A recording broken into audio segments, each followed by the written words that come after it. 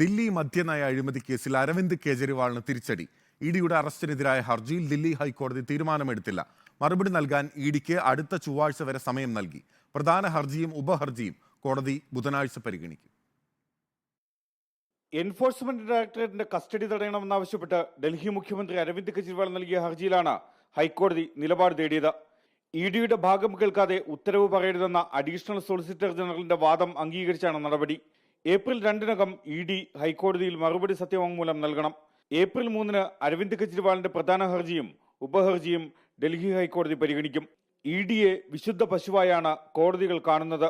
അതുകൊണ്ട് ഇഡി തീരുമാനം തെറ്റാണെന്ന് കോടതികൾ പറയുന്നില്ല എന്നുമായിരുന്നു അരവിന്ദ് കെജ്രിവാളിന്റെ അഭിഭാഷകന്റെ വാദം. ഭരണഘടന നിർവചിക്കുന്ന അറസ്റ്റിന് വിരുദ്ധമാണ് ഇഡിയുടെ നടപടി. സംശയത്തിന്റെ പേരിൽ മാത്രമാണ് ഇഡിയുടെ അറസ്റ്റ്, തെളിവുകളുടെ അടിസ്ഥാനത്തിലല്ല. മാതൃകാ പെരുമാറ്റച്ചട്ടം നിലവിൽ വന്ന ശേഷമാണ് അറസ്റ്റ്. ഇത് ജനാധിപത്യ വിരുദ്ധമാണ്. രാഘവ് മകുന്ദയുടെ 8-ൽ 6 മൊഴികളിലും കെജ്രിവാളിന്റെ പേരില്ല. ശരത് റെഡ്ഡി ഇഡിക്ക് നൽകിയ 13 മൊഴികളിൽ 11-ലും അരവിന്ദ് കെജ്രിവാളിന്റെ പേരില്ല. ഇവരെ മാപ്പുസാക്ഷിയാക്കിയതിനു ശേഷമാണ് കെജ്രിവാളിന്റെ പേര് മൊഴിയിൽ വന്നത്. ഇഡിയുടെ നടപടിക്രമങ്ങളിലെല്ലാം അടിമുടി നിയമവിരുദ്ധതയുണ്ട് എന്നുമായിരുന്നു അരവിന്ദ് കെജ്രിവാളിന്റെ അഭിഭാഷകന്റെ വാദം. Reporter Shyam Devaraj, legal desk, reporter.